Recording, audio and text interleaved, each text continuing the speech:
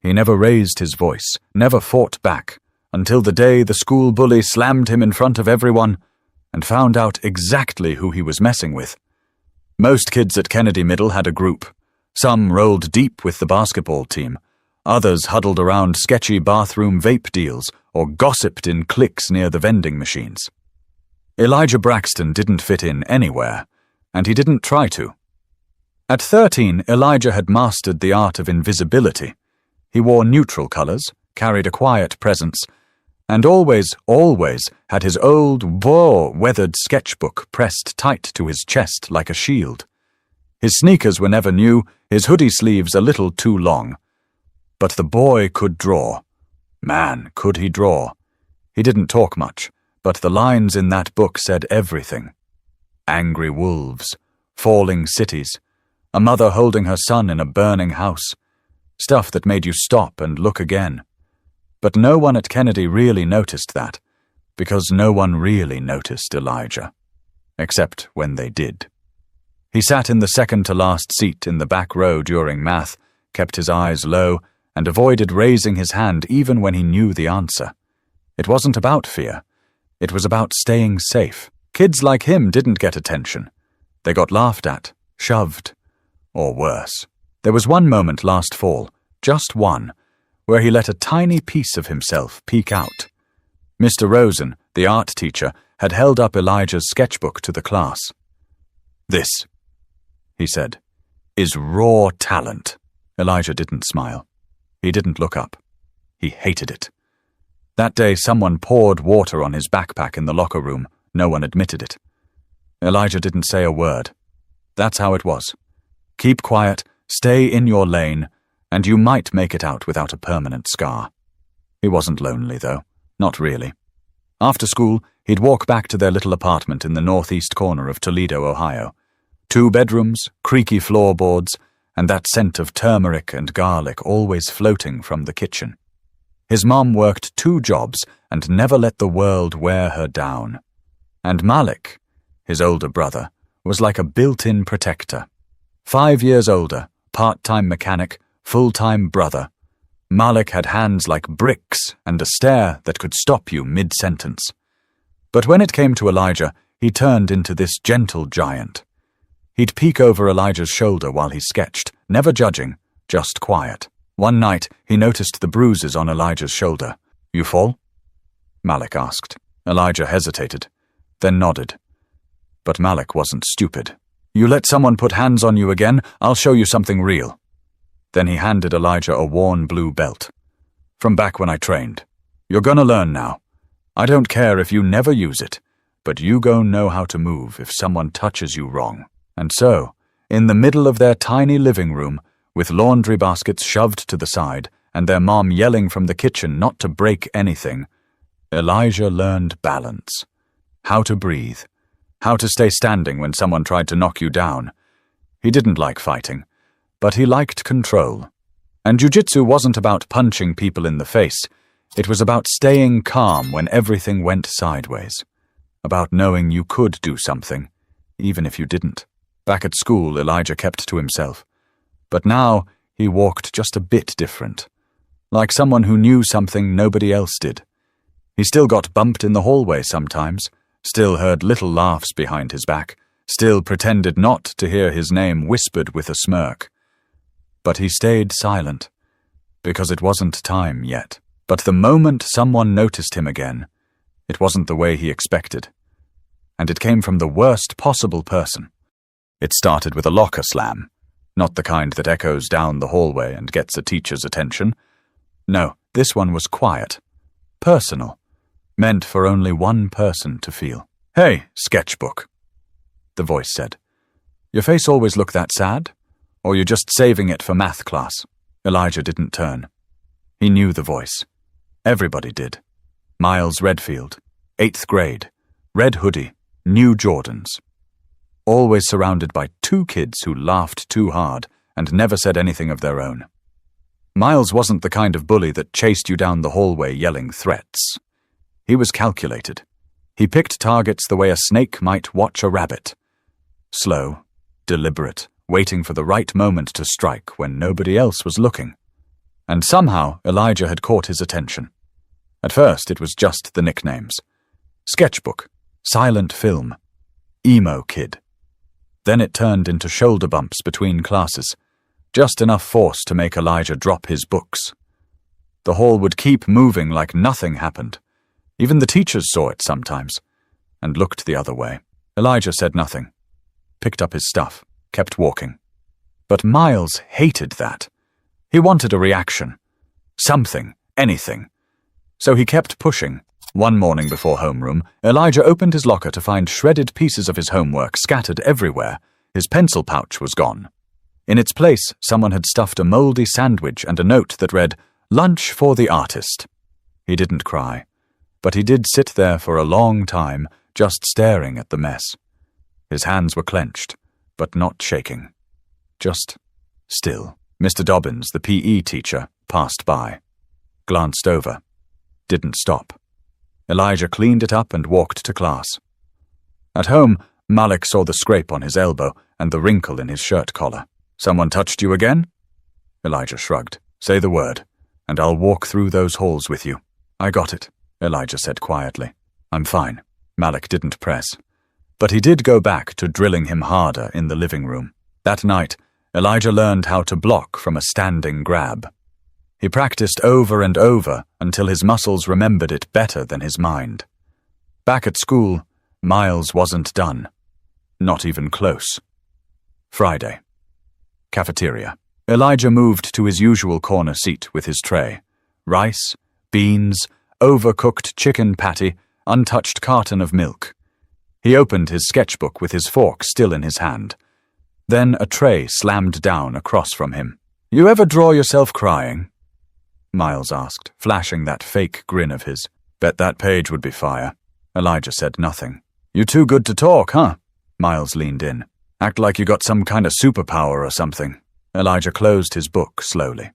Not scared. Just tired. "Why don't you talk?" Miles asked again. "That's what I don't get. You walk like nobody can touch you. That what your brother taught you? That big dude with the busted car and the second-hand tools?" Elijah didn't flinch, but he looked up for the first time, right into Miles' eyes, and held the stare. That was the moment it shifted. Miles wasn't used to that. Not from the quiet ones. It wasn't a threat. It wasn't even angry. Just steady. Miles stood up slowly, then shoved Elijah's tray off the table. It clattered on the floor, splashing milk and beans across the tile. The whole table looked over. Some laughed. Most didn't. Elijah stood, picked up the tray, walked to the trash, sat back down, kept sketching. But in Miles' eyes, that calmness, more than any punch, was disrespect. And the next time he laid hands on Elijah, he'd make sure there was an audience. On the second floor of an aging walk-up just off Dorr Street in Toledo, you'd find apartment 2B, the Braxtons' place. The kitchen window didn't close right. The heater made a thumping noise in the winter. And every night, Elijah fell asleep to the sound of his mom's phone alarms going off before her next shift. The apartment wasn't perfect, but it had heart. His mom, Sharonda Braxton, was the kind of woman who held the whole family together with nothing but her will and a chipped coffee mug. She worked long hours at the hospital cafeteria, then cleaned offices downtown on weekends. Even when her feet hurt and her wrists ached, she'd still stop by Elijah's room before bed, touch his forehead and whisper, "You good, baby?" She didn't ask questions when he said yes, but she always knew when something was off. Then there was Malik, 19, 6'2", hands stained with motor oil from the garage job he worked 4 days a week. He was built like a defensive lineman, but walked like someone raised by a tired mom, soft, careful, never wasting words. After dinner, the living room turned into a practice mat. The coffee table got pushed aside, couch pillows tossed onto the floor for padding, and Malik would start their drills. "You ever been grabbed from behind like this?" he asked one evening. Elijah shook his head.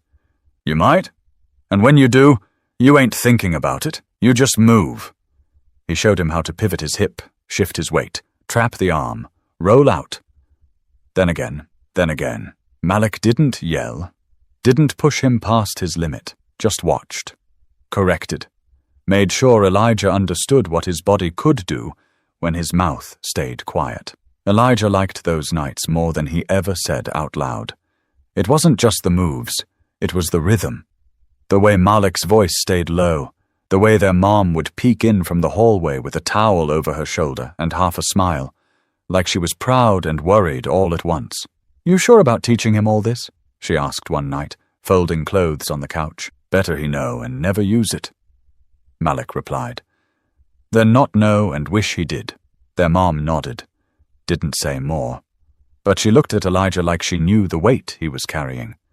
And maybe, in her own way, she was helping him carry it too. Later that night, Elijah sat on the floor of his bedroom, sketchbook in his lap. The page was almost full. 2 boys in a cafeteria, one standing, one sitting, the tray mid-air, the milk frozen in time. He didn't draw their faces, didn't need to. He looked at the page for a long time, then flipped to a blank one and started again.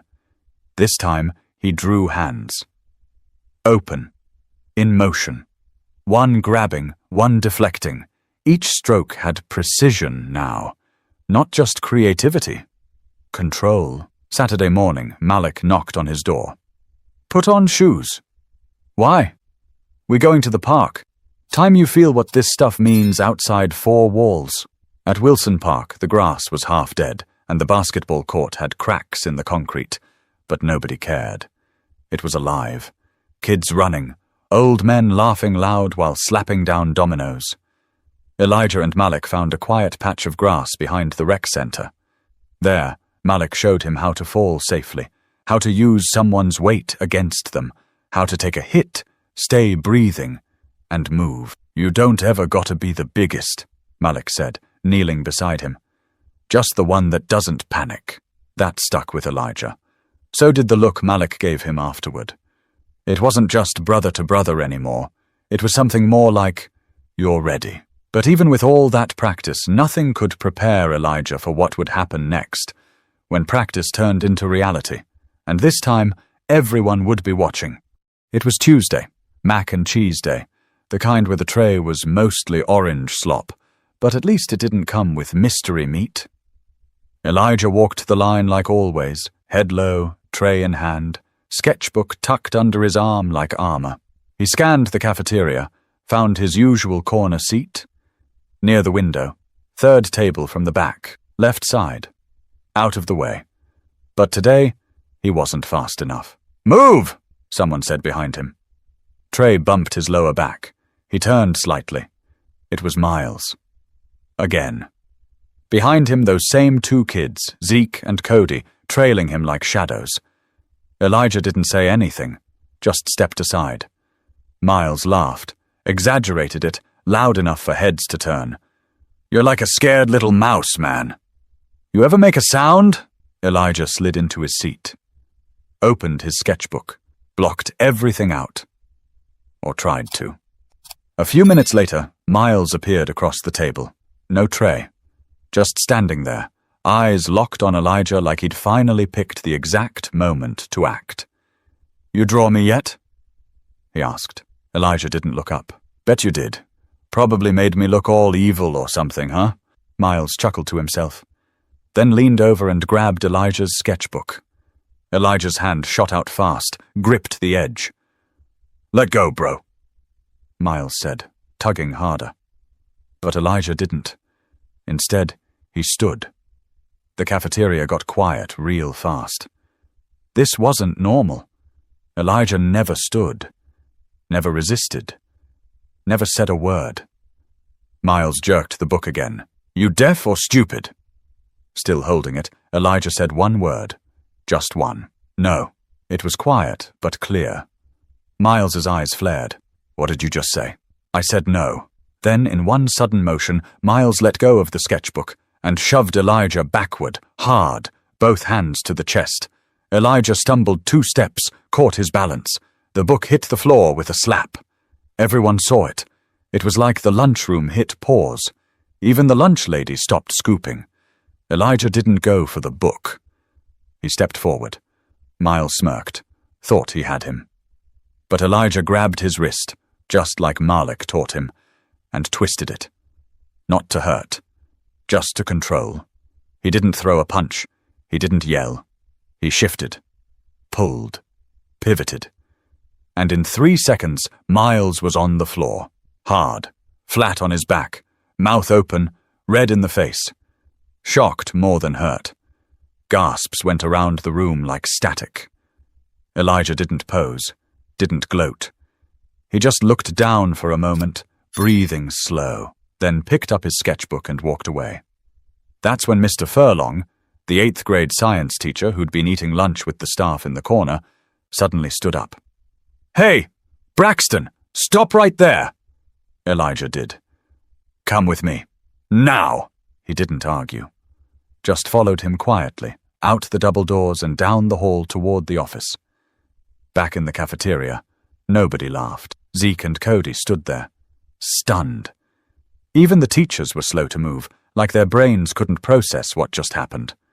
Miles stayed on the floor for another 10 seconds before scrambling to his feet and throwing a tray in anger. "He's crazy, man! Kid's crazy!"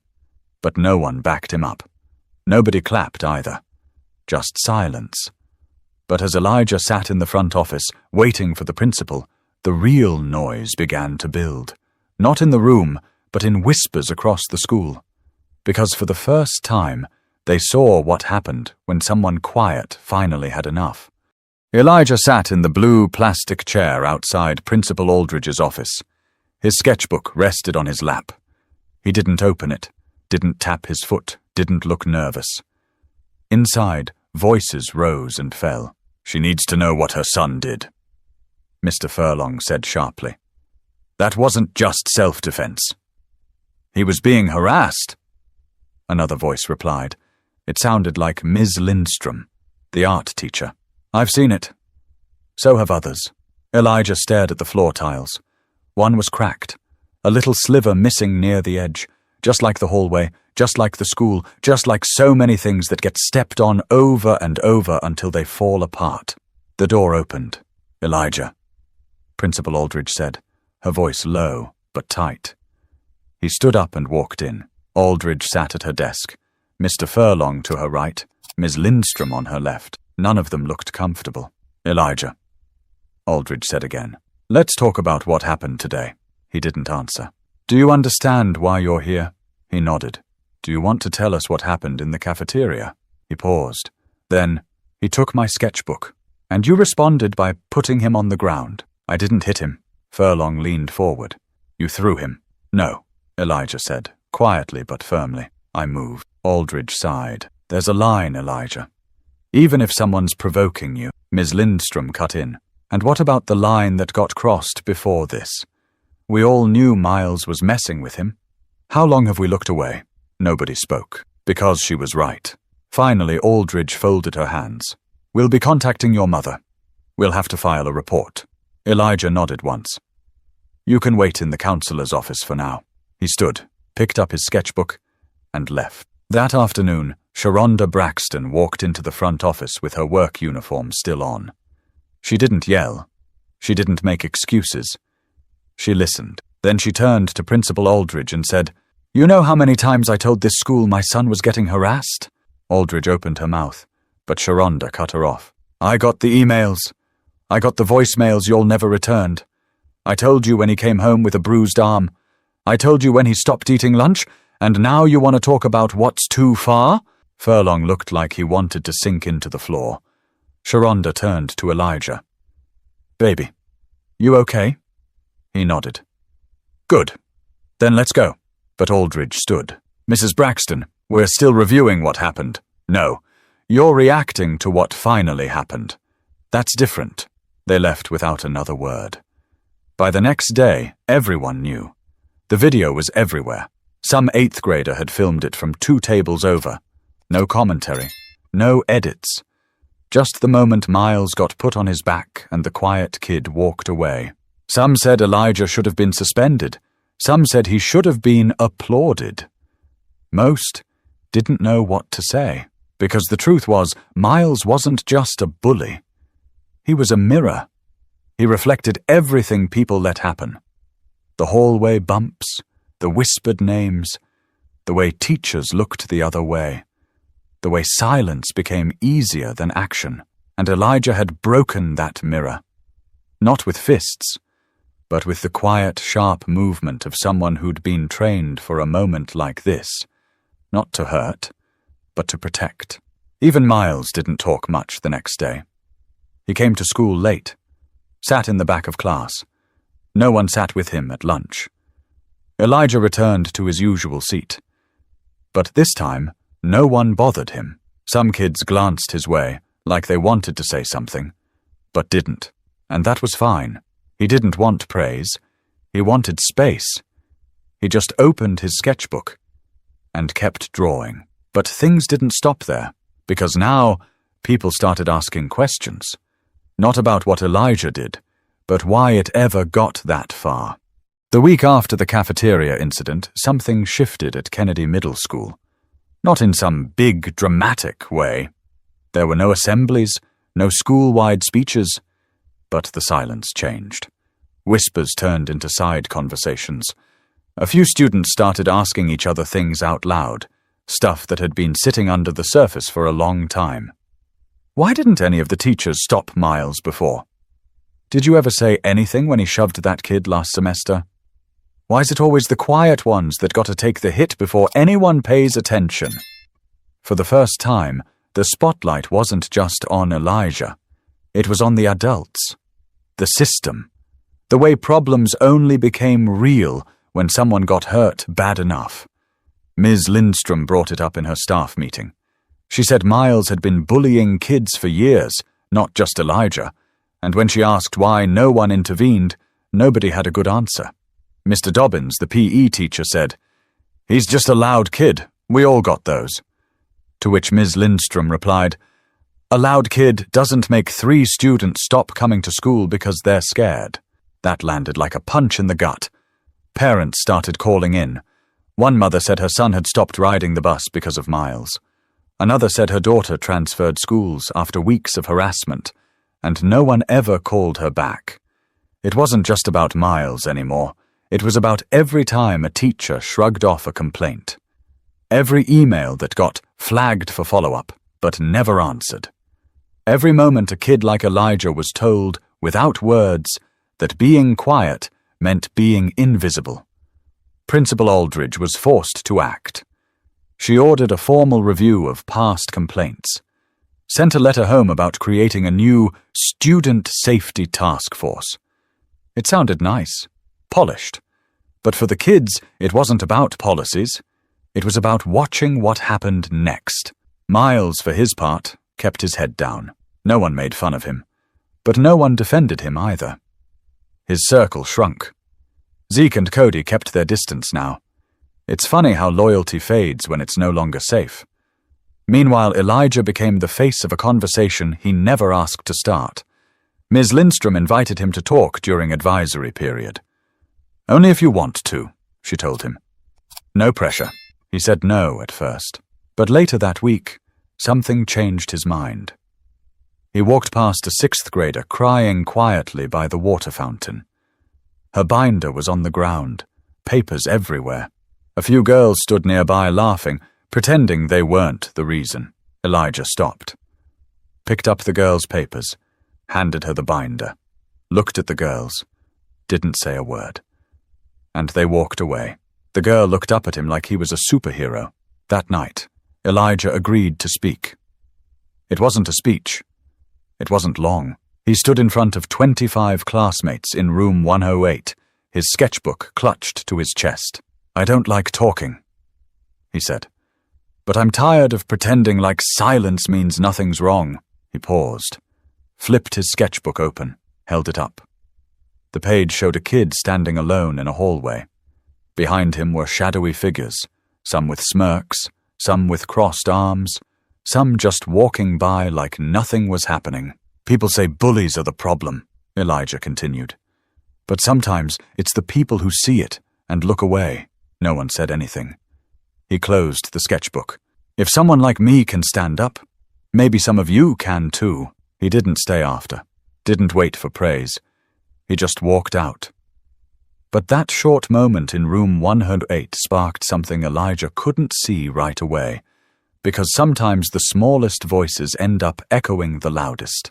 2 weeks after the lunchroom incident, things didn't magically get better, but something was different. The hallways weren't louder. The bullying didn't vanish overnight. But eyes were open now. People were paying attention. And Elijah Braxton? He stayed the same. Quiet. Hoodie still too big. Sketchbook in hand. But now, when he walked down the hall, people moved out of his way. Not in fear. In respect. Even teachers watched him differently. Not like a troublemaker, not like a mystery, but like someone they owed more than they'd ever admit. Mr. Furlong didn't say much after that day in the office, but during one class, he gave Elijah a nod when he turned in his project. That was it. Nothing more, nothing less. Elijah didn't need more. At lunch, he still sat alone, except on Fridays. That's when one kid, Isaiah from 7th grade, started sitting near him. Didn't talk much, just ate quietly. Then another joined the next week. Then one more. It wasn't a group. It wasn't a movement. It was a shift. In the library, Elijah was invited to submit his drawings to the end-of-year showcase. Not just the wolves and cities, but the cafeteria scene, the hands in motion, even the faceless hallway kids. Ms. Lindstrom framed them herself, but what stuck with Elijah most was something that happened outside school. He and Malik were walking home from the corner store, bags in hand, when a man with a buzz cut and a bright blue vest approached them. Said he was a parent from Kennedy. "You're the kid, right?" the man asked. Elijah tensed, unsure. The man smiled, a little awkward. "My son's in 6th. He told me what you did. Said it made him feel like maybe he could speak up too." Elijah didn't know what to say, so the man just added, "Thank you." That night, back in his room, Elijah pulled out his sketchbook. Drew 2 boys on a sidewalk, one older, taller, walking just a step behind the other. They weren't speaking, but there was light coming from behind them, casting long shadows ahead. He looked at the page, then wrote one word in the corner: enough. The next day, in English class, Ms. Amari asked everyone to write a 1-page reflection on someone they admired. Most kids chose athletes. A couple picked parents. One chose a YouTuber. Elijah wrote about his mom. "She works 2 jobs," he began, "and still finds a way to check if I ate." Then he added something at the end that surprised even him. "I used to think staying quiet was the only way to stay safe. But I learned that sometimes silence lets the wrong people get louder." He turned it in, folded neatly. No sketch this time, just words. A few days later, Principal Aldridge called him in again. But this time, the conversation was different. "Elijah," she said, sitting across from him, "we're starting a peer-led student support group. We'd like you to be part of it." He hesitated. "You don't have to say anything. Just be there." After a long pause, Elijah nodded once. That Friday, he sat in a circle of 5 kids. One girl talked about being mocked for her accent. A boy mentioned how no one believed he was being followed after school. No one had a solution. They just listened. And Elijah? He sketched while they spoke. But at the end, he said, "You're not weak because you didn't fight back. You're not soft because you're tired. You're just human, and people need to start treating each other like that." And they listened. Because when Elijah spoke now, people leaned in. Not because he raised his voice, but because he meant every word. And for the first time in his life, Elijah Braxton wasn't just seen, he was heard. Life won't always hand you justice. Sometimes it hands you a choice, to keep walking or to take a stand. Elijah chose the second. Quietly, powerfully. If this story made you feel something, take a second to subscribe. Stories like this deserve to be heard and shared.